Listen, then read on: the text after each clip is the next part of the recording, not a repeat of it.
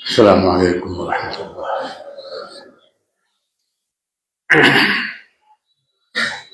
الحمد للہ وکفى وسلام على عباده الذين اصطفى، اما بعد، اعوذ باللہ من الشیطان الرجیم، بسم اللہ الرحمن الرحیم،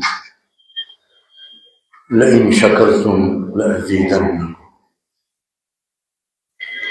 سبحان ربك رب العزة عما يصفون وسلام على المرسلين والحمد لله رب العالمين۔ اللهم صل على سيدنا محمد وعلى آل سيدنا محمد وبارك وسلم۔ بہت ہی محبت اور احترام اور عزت اور قدر کے لائق میرے بھائیوں اور عزیز نوجوانوں،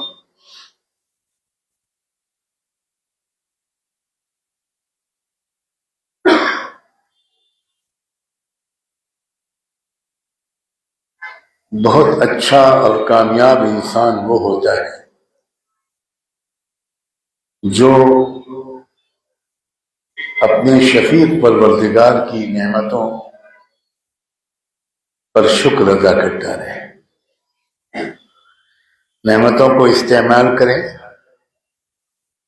کپڑے، لباس، کھانا پینا، دسترخوان، گھر، مکان، جاب، ملازمت، کاروبار، تجارت، بیوی، بچے، والدین، رشتہ دار، سواری، سب نعمتیں۔ اور غور کرو کہ ہم لوگ دن بھر میں کتنی لاکھ نعمتیں استعمال کرتے، مگر ہم سب شرمندگی کے ساتھ اس کا اعتراف کرتے ہیں کہ ہم ان نعمتوں پر اللہ کا شکر جیسا ادا کرنا چاہیے نہیں کرتے۔ آج جمعے کی اس مبارک مجلس میں میری آپ سے خیرخواہ بھائی، دوست اور ساتھی کی حیثیت سے یہ گزارش ہے کہ آج یہ فیصلہ کر لیں، موبائل میں ریمائنڈر لگا لیں کہ جتنی ہو سکے گی میں دن بھر اللہ کی نعمتوں کا شکر ادا کرتا ہوں، چلتے پھرتے اٹھتے بیٹھتے۔ واقعی ہم لوگ اس میں قصوروار ہیں۔ ایک بزرگ تھے یو پی کے رہنے والے، میں نے تو ان کو نہیں دیکھا، لوگ کہتے ہیں کہ بچپن میں تم نے دیکھا تھا مگر مجھے یاد نہیں ہے۔ میرے والد سنایا کرتے تھے، کہتے تھے شکر کی ایک مثال تھے وہ۔ دسترخوان پر بیٹھتے تھے، ایک لقمہ اٹھاتے تھے اور کھانے سے پہلے کہتے تھے اللہ تو کتنا مہربان ہے، یہ آٹے سے روٹی بنی ہے، کیا یہ نہیں ہو سکتا تھا کہ یہ آٹا مجھ تک نہ پہنچتا؟ گیہوں کو کوئی پرندہ چگ لیتا، کوئی جانور کھا لیتا۔ اے اللہ تو نے سب طرف سے بچایا اور کہا کہ نہیں، یہ کسی کے منہ میں نہیں جائے گا، یہ تو میں نے اپنے فلاں بندے کے لیے پیدا کیا ہے۔ ایک ایک لقمے پر ایک سبزی، ترکاری، پھل، پانی کا گھونٹ پیتے تھے تو شکر ادا کرتے۔ میں پچھلے 4 دن سے پنجاب میں ہوں، کئی سال کے بعد آنا ہوا ہے۔ ایک بات میں محسوس کر رہا ہوں اور اس ممبر کو میں مناسب جگہ سمجھتا ہوں، یہ عظیم علماء کا ممبر ہے، ایک تاریخی ممبر ہے، شاید آپ میں سے کچھ لوگوں کو اس کی تاریخ معلوم ہو، اور مجھے انتہائی خوشی ہے کہ اپنے دادا، اپنے پردادا، اپنے والد ماجد کی وراثت کو ہمارا جمع عمر اور جمع ہمت عالم اور رہبر مولانا عثمان صاحب 100% کامیابی کے ساتھ نبھا رہے ہیں۔ یہ بھی آپ کی خوش نصیبی ہے، یہ بھی ایک نعمت ہے جو آپ کو ملی ہوئی ہے، اور میرا فرض ہے کہ میں اس طرف آپ کو متوجہ کروں۔ عام طور پر نعمت کے چھن جانے کے بعد اس کی قدر آتی ہے۔ جو رہبری آپ کو یہاں سے مل رہی ہے، میں تھوڑا بہت اس سے واقف رہتا ہوں۔ اس رہبری میں حوصلہ ہے، اس رہبری میں ہمت ہے، اس رہبری میں بہادری ہے، اس رہبری میں حق گوئی اور بے باکی ہے۔ اس لیے آپ لدھیانہ کے ایمان والوں اور ایمان والیوں سے کہتا ہوں کہ اس رہبری کی قدر کی۔ یہ بھی نعمت ہے جس کا شکر ادا کرنا چاہیے۔ جو بات کہی جائے وہ سنیے۔ میں محسوس یہ بھی کر رہا ہوں، اور شاید آئندہ کسی مجلس میں اس پر تفصیل سے کچھ بات کروں۔ ابھی تو ہمیں آنے میں بہت دیر ہو گئی ٹریفک کی وجہ سے غالباً۔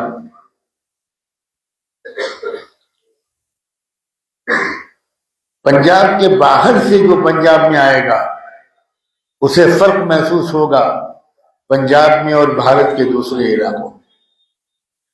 بھارت کے دوسرے علاقے نفرت اور ڈر میں جی رہے ہیں، نفرت کی آگ جل رہی ہے، خون بہہ رہا ہے، عزتیں لوٹی جا رہی ہیں، لنچنگ کی جا رہی ہے، بے گناہ لوگوں کو جیل میں ٹھوسا جا رہا ہے۔ بہت برا حال ہے، کسانوں کا برا حال، مزدوروں کا برا حال، دلتوں کا برا حال، او بی سیز کا برا حال، مسلمانوں کا برا حال، کرسچنز کا برا حال، سکھوں کا بھی برا حال۔ میں محسوس کرتا ہوں، یہ آپ بتائیں گے کہ میں صحیح کہہ رہا ہوں کہ نہیں، کہ میں پنجاب میں جب سے آیا ہوں میں امن و شانتی دیکھ رہا ہوں،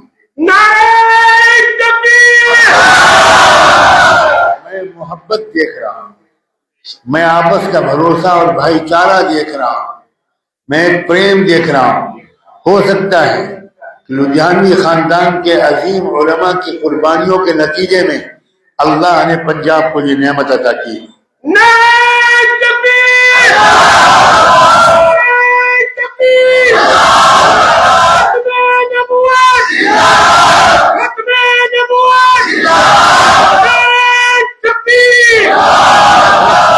ہو سکتا ہے کہ پنجاب کے رہنے والوں کو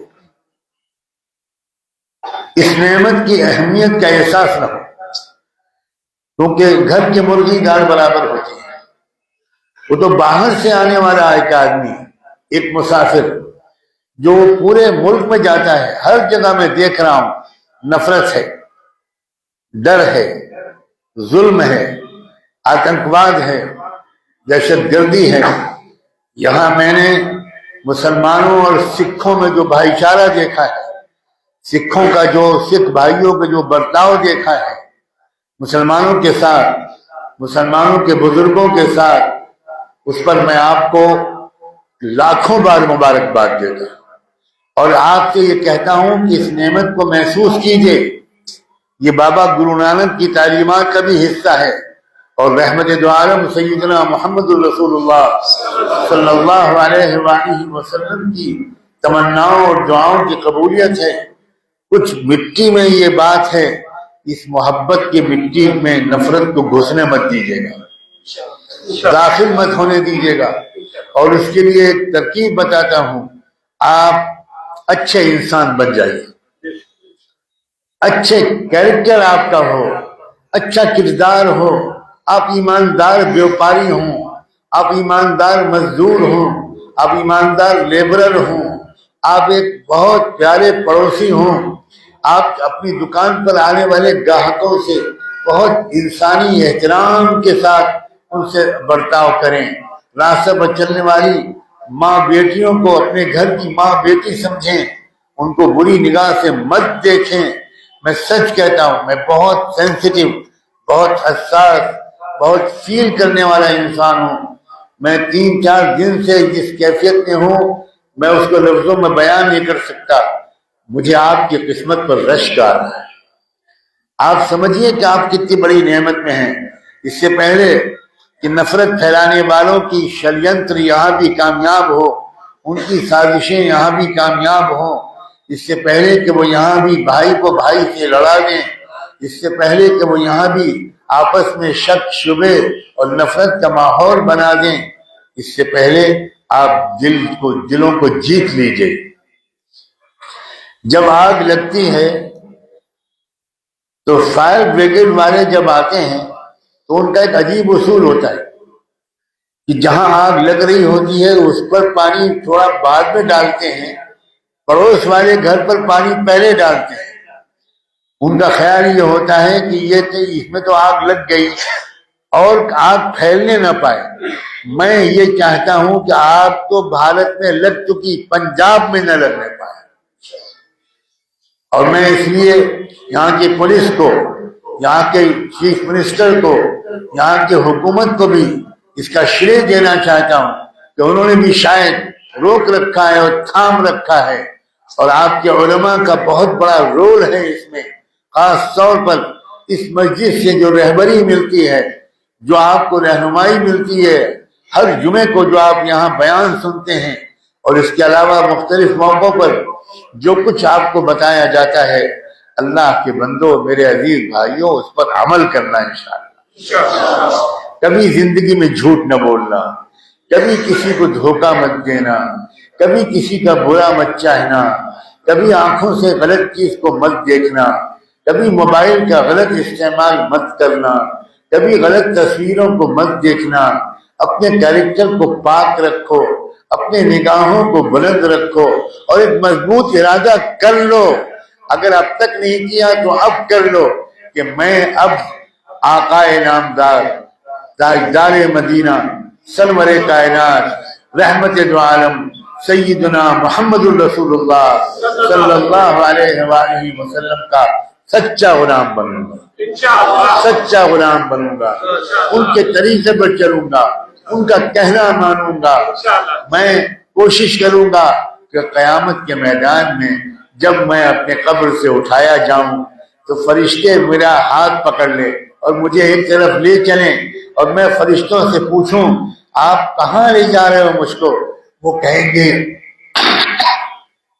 ہمارے تمہارے آقا سرور کائنات تمہیں بلا رہے ہیں، انتظار کر رہے ہیں، ہم تم کو رسول اللہ صلی اللہ علیہ وآلہ وسلم کے پاس لے جا رہے ہیں اور ہمیں وہاں لے جایا جائے اور ہم حضور کے قدموں پر گر پڑیں، حضور کے قدموں کو چومیں اور حضور ہمیں اپنے کلیجے سے لگا لیں اور کہہ دیں شاباش میرے امتی، مجھے اطلاع دی گئی ہے اس بات کی، مجھے خبر دی گئی ہے کہ تم نے زندگی بھر گناہوں سے بچنے کی کوشش کی، میرے طریقے پر تم چلے، تم نے مجھے یاد رکھا، نماز میں بھی یاد رکھا، روزے میں بھی یاد رکھا، حج اور زکوٰۃ میں بھی یاد رکھا، عمرے میں بھی یاد رکھا، شادی بیاہ کے موقع پر تم نے سنت کے مطابق شادی بیاہ کی، تم نے فضول خرچی نہیں کی، تمہاری عورتوں نے پردہ کیا، تمہاری بیٹیوں نے بے پردگی اختیار نہیں کی، تمہاری اولاد بھی پاک دامن تھی.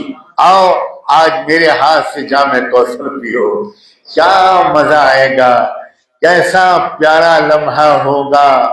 10-20 سال کا انتظار، 10-20 سال کا تقوی، 10-20 سال کی احتیاط، یہ بھی کوئی قیمت ہے اس جام کوثر کے مقابلے میں جو اللہ کے حبیب کے ہاتھوں سے ہم گنہگاروں کو ملے گا. اللہ تعالیٰ آپ سب کو آباد رکھے، شاداب رکھے، دونوں جہان کی خوشیاں آپ کی قسمت میں لکھی جائیں. بس میں اس سے زیادہ وقت نہیں لوں گا.